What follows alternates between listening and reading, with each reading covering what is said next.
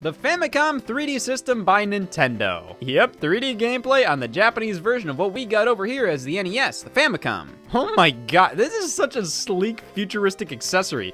What did we get over here in North America?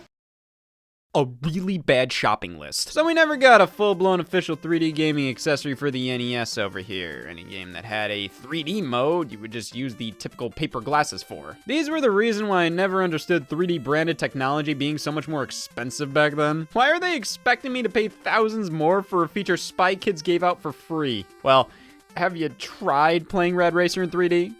He did. The Famicom 3 headset is far more advanced. It plugs into the system and conveys a much stronger and more stable stereoscopic effect than what you'd get with a standard pair of paper glasses. But that's like saying this corpse is stronger than this one. So this headset uses a style of stereoscopic 3D possible by active shutters. Basically, the gameplay flickers between two images, in which each lens of the headset will exclusively show each eye one of the two, which creates a 3D effect. Now you're probably wondering how good the 3D effect is on 8-bit games from the 1980s. So that's why society is crumbling. Well, I have a couple of compatible games right here. There weren't many, only 7, and only one of them was made by Nintendo themselves. Famicom Grand Prix 2 3D Hot Rally, an entry in a series you could consider to be a precursor to Mario Kart. To enable the 3D mode in most of these games, you just hit the select button and wow, you're transported to the same damn game you were playing before. It's just harder to see now. So the 3D works. In a game like 3D Hot Rally, I can clearly see that the car's in the foreground with the other elements in the background, but it is a very weak effect. It's there,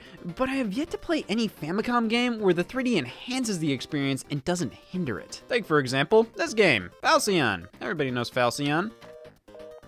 Okay, well, not the Morgue. This is a space shooter played from the perspective of behind the ship, which is rare for games of this era. It works fairly well in 2D. However, in 3D, I just get a whole lot of double vision. Maybe it's my eyes, the TV I'm using, the age of the 3D headset.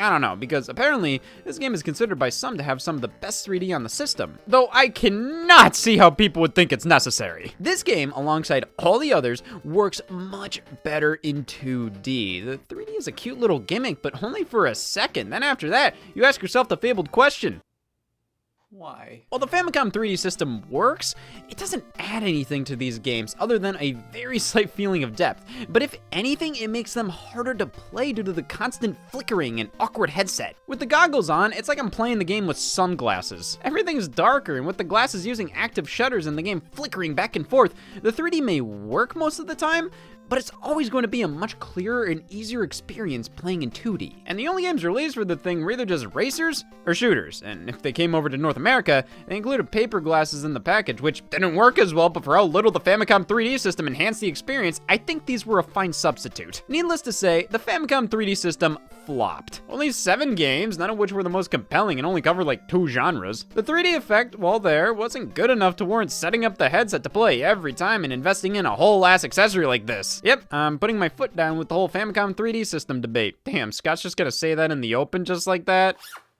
Nope.